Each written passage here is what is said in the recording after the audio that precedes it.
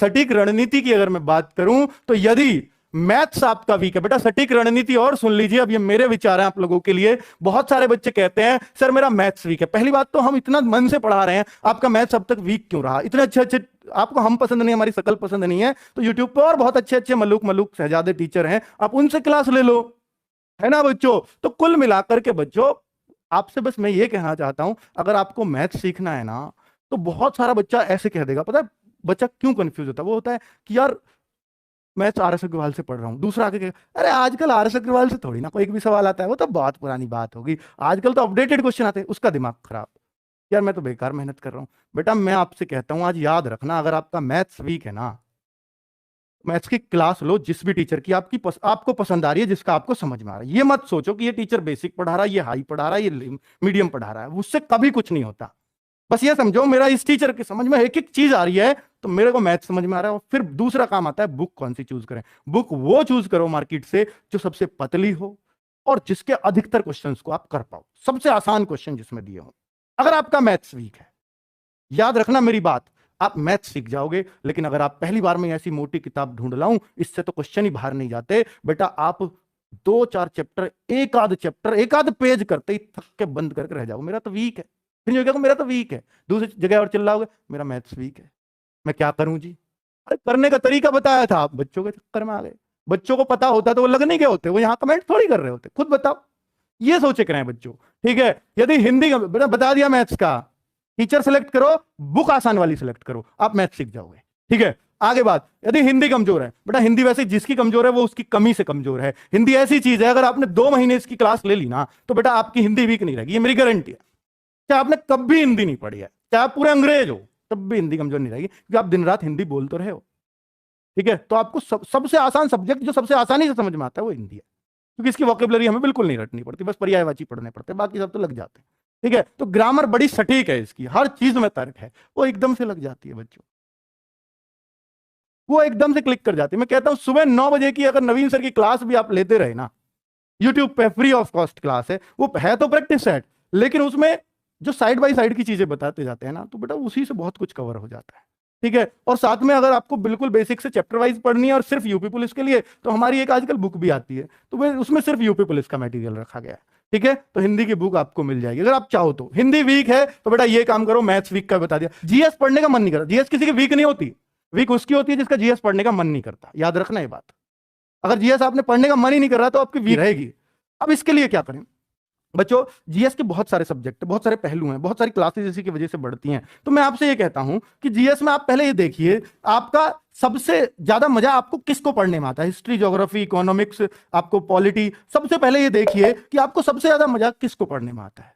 तो आपको लगता है हिस्ट्री पढ़ने में आता है, तो हिस्ट्री पढ़िए, पहले एक पोर्शन को खत्म कर दीजिए। फिर उसके साथ देखिए, जब भी आप किसी टीचर की क्लास से पढ़ रहे हैं तो आपको साथ में बुक रखनी चाहिए, और उसमें देखो टीचर ने क्या क्या इसमें से पढ़ाया है, और चाहे उन्हीं लाइनों को अंडरलाइन कर लो उसमें से, ये मुझे पता चल गई, ये पता चल गई। जो नहीं पता चले उनको छोड़ दो, आपके टीचर ने नहीं पढ़ाई वो नहीं रहेंगी, छोड़ दो, कोई दिक्कत नहीं, नजर पड़ जाती है तुम्हारी, ठीक है। तो उस तरह से एक एक सब्जेक्ट के पीछे पढ़ना पड़ता है बच्चों, थोड़ा थोड़ा पढ़ जाओ बस। और मैं कहता हूं बच्चों, अगर आपको टीचर से भी नहीं पढ़ना, आपको बहुत शॉर्ट में पढ़ना है, तो हमारी येलो बुक आती है जीके की, अगर किसी ने पढ़ी हो तो बेटा आपको भी पता है कि एग्जाम में जितना किसी भी बुक से मिलता है उसका इतनी पतली बुक से मिल जाता है, और पतली बुक तो पढ़ी जा सकती है, कोई बड़ी बात नहीं, ठीक है। तो बेटा हिस्ट्री, ज्योग्राफी, इकोनॉमिक्स, पॉलिटी, सबको एक एक करके कवर करो, एक साथ कवर नहीं होती है ये। 1 से 1.5 घंटा, बहुत ज्यादा करो तो 1 से 2 घंटे आप जीएस के लिए दोगे ना दिन में निकाल के, लेकिन रेगुलर बेसिस पे एकांत में सेल्फ स्टडी में, तो आपका जीएस मजबूत हो जाएगा 2 घंटे पढ़ने से भी, ठीक है। चलिए, लेकिन वो रेगुलर बेसिस पे, ऐसा नहीं आज पढ़ लिया यार कल मन नहीं कर रहा जीएस पढ़ने, तो नहीं होगा, ठीक है, बिल्कुल नहीं होगा। और कभी भी किसी चीज को नहीं पढ़ो तो पिछली का 6 बार रिवीजन हो जाए, ये याद रखना। 6 बार कैसे करना है, ऐसे नहीं आज भी 6 बार कर लो। देखिए हमने कोई चीज पढ़ी, आज पढ़ी, 2 तारीख को पढ़ी, 3 को, 4 को, 5 को, 6 को, हम इसको पढ़ रहे हैं, आज इसको पढ़ रहा हूं। कल जब मैं दूसरी चीज को पढ़ूंगा तो पहली चीज का रिवीजन करूंगा, जब मैं तीसरी को पढ़ूंगा तो इन दोनों को रिवीजन करूंगा, जब मैं ये करूंगा तो इन तीनों को रिवीजन करूंगा जो 3 दिन में पढ़ा था। तो इस पर क्या हो गया, इस पर 3-4 बार रिवीजन हो गया। तो यानी जब 6 को पढ़ोगे तो इसको एक बार और रिवीजन, 6 बार पढ़ने के बाद जब 7वें पे आओगे तो इसको छोड़ दो, अब अब जो 2 तारीख को पढ़ा था 3 को, 4 को, 5 को, 6 को, 7 को पढ़ो।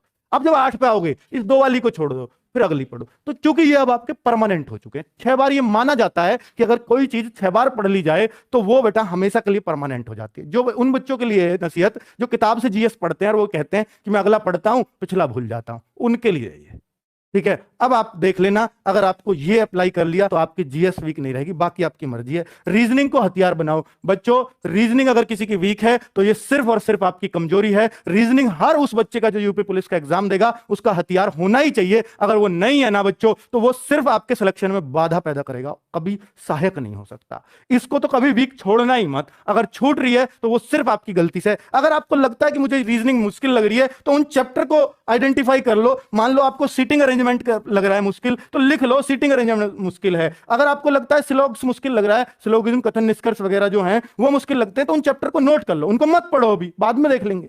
बाकी को तो पढ़ो। जो आपको वीक लग रहा है उसको छोड़ दो, उसको तसल्ली से पढ़ूंगा किसी टीचर से। बाकी का अच्छे से पढ़ो और मॉक टेस्ट में अपनी गलतियों से सीखो कि जब मुझ पे ये अच्छे से आता था रीजनिंग का ये क्वेश्चन तो मेरा गलत क्यों हुआ, आगे कभी गलत नहीं करूंगा, ये प्रण लो तो बेटा आपका सिलेक्शन होगा। आज मैंने इतनी लंबी बातें की, मैं कभी नहीं करता कि आपके सिलेक्शन रूपी बातें थी, तो बच्चों मुझे करनी पड़ी और मुझे उम्मीद है कि इस वीडियो से आपको बहुत मोटिवेशन अंदर से आएगा और आप बहुत सटीक अपना एनालिसिस कर पाओगे और बहुत कुछ आप अपनी पढ़ाई में सुधार कर पाओगे। और बच्चों निश्चित रूप से मेरा अंतिम उद्देश्य यही है कि आपका सिलेक्शन हो इस 26,382 की पोस्ट में। एक पोस्ट आपकी हो, वो नहीं चूकनी चाहिए आपसे, चाहे कुछ भी, हमसे कितनी जान लगवा लो, खुद कितनी जान लगा लो, पर बेटा ये मौका हाथ से मत जाने देना। क्योंकि बच्चों सबसे ज्यादा प्राउड फील आपके माँ बाप को आपकी सफलता पर होता है। क्योंकि मेरे लिए तो तुम नहीं लगे, दूसरा बच्चा लग जाएगा, दूसरा नहीं तीसरा लग जाएगा, क्योंकि गवर्नमेंट खाली तो लेके नहीं जाएगी पद, और सब पढ़े हुए तो लगेंगे हमारे, है ना बच्चों। तुम नहीं लगे, ये लग गया, मुझ पर क्या फर्क पड़ता है, मुझे तो दिख रहा है, मेरे तो सारे बच्चे लगे भैया, इतने सारे मैंने तो भर दिए।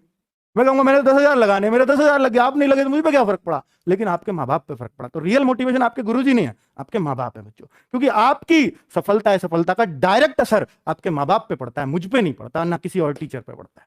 ठीक है बच्चों, तो ये याद रखना। ये मैं ये नहीं कह रहा कि मेरे से आपका लगाव नहीं है, मेरा आपसे लगाव नहीं है, लेकिन मैं सच्चाई बता रहा हूं आपको। ठीक है, तो आपका रियल मोटिवेशन वही है। और जब भी आपका मोटिवेशन डाउन हो, एक बार देख लेना उनको कि वो कितनी आस से आपकी तरफ देखते हैं और वो कितनी उम्मीदें आपसे रखते हैं और कितनी उम्मीदों से आपको समय दे रहे हैं।